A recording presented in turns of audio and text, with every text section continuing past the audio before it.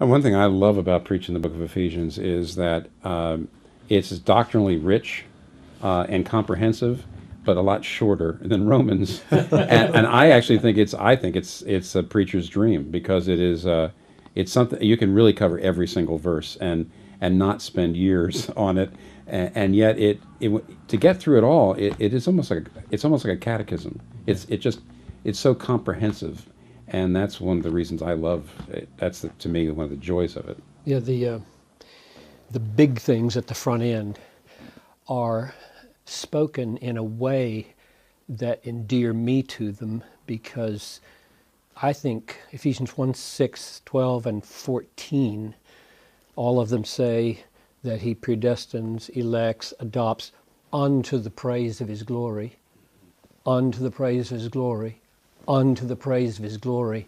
Once you get done with those 14 verses, if you hit those three notes, people really have their world turned upside down, if they're listening.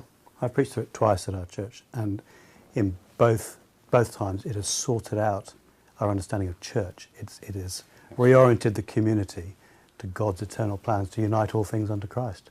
And it took me a long time to realise that Ephesians 6 at the end is not an add-on.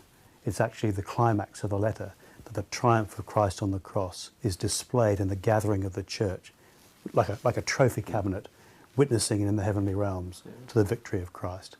And I think when we understand that spiritual warfare is not something weird, but hanging on to gospel convictions in the church, in the unity of the church, we proclaim the victory of Christ. It's a wonderful thing. Either of you found anything more to the point with regard to, say, ethnic reconciliation than 2:13 following? No.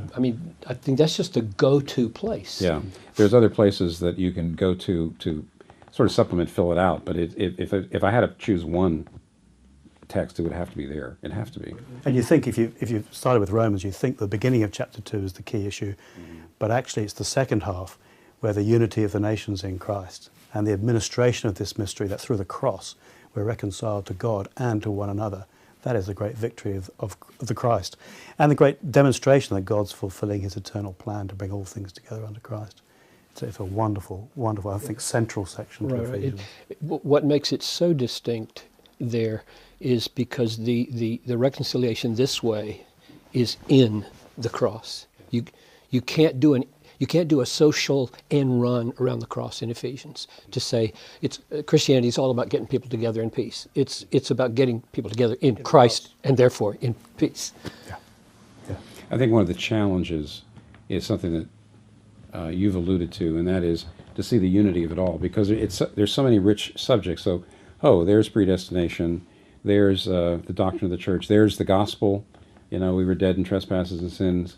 There's something on marriage, there's something on, and you can, and I have, preached it as a series of almost volumes on different subjects instead of looking at how it all hangs together.